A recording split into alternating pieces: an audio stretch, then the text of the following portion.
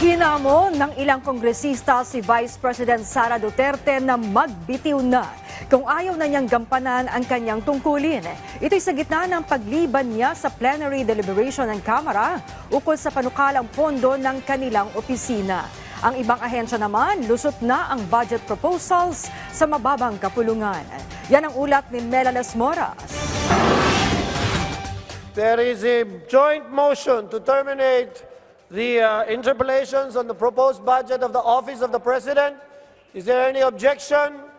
The Chair, hearing none, the interpellations on the proposed budget of the Office of the President is hereby terminated.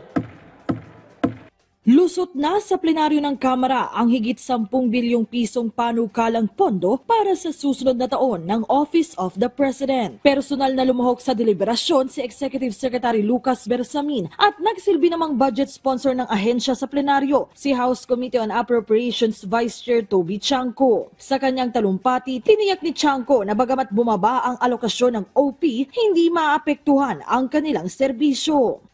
More money does not always mean more services or better performance. With the Bagong Pilipinas brand of governance espoused by the President, this chamber is assured that the President is always mindful of the need to fulfill his constitutional mandate with less financial requirement but with the same quality results.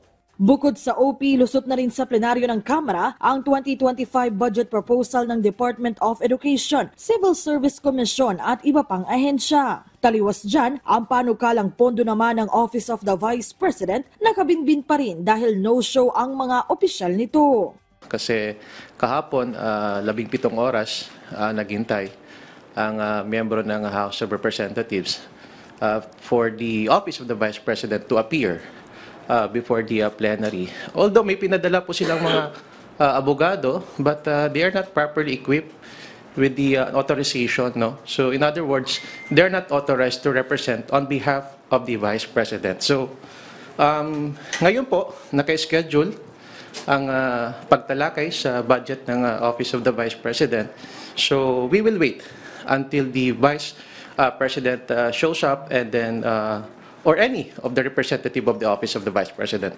Binigyan ng mga mambabatas ang OVP ng palugit hanggang September 25 para humarap o magpaliwanag ukol sa kanilang panukalang pondo. Hamon ng ilang kongresista kay Vice President Duterte, magbitiw na kung ayaw na niyang gampanan ang kanyang tungkulin. In fairness to her, consistent in the sense na hindi po siya dumalo nung Committee on Appropriations Budget hearing, pati po dito sa plenary, hindi rin po dumalo. So kung ganyan po, it shows that she's not interested with her duties and functions as the Vice President of the Philippines.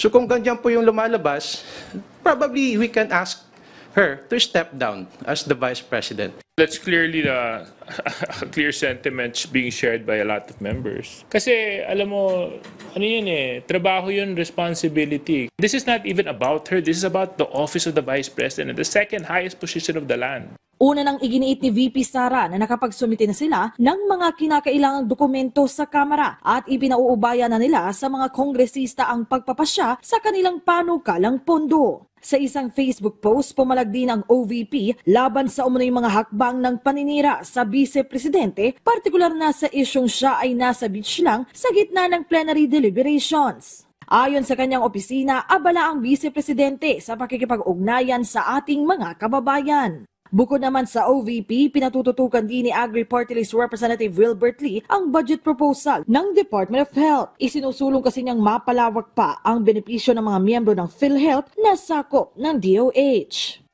Mahalaga ang pambansang pondo para sa tuloy-tuloy na implementasyon ng mga programa at inisyatibo ng pamahalaan, kaya't pagtitiyak ng mga mambabatas, patuloy nila itong tututukan. Melalas Moras para sa Pambansang TV sa Bagong Pilipinas.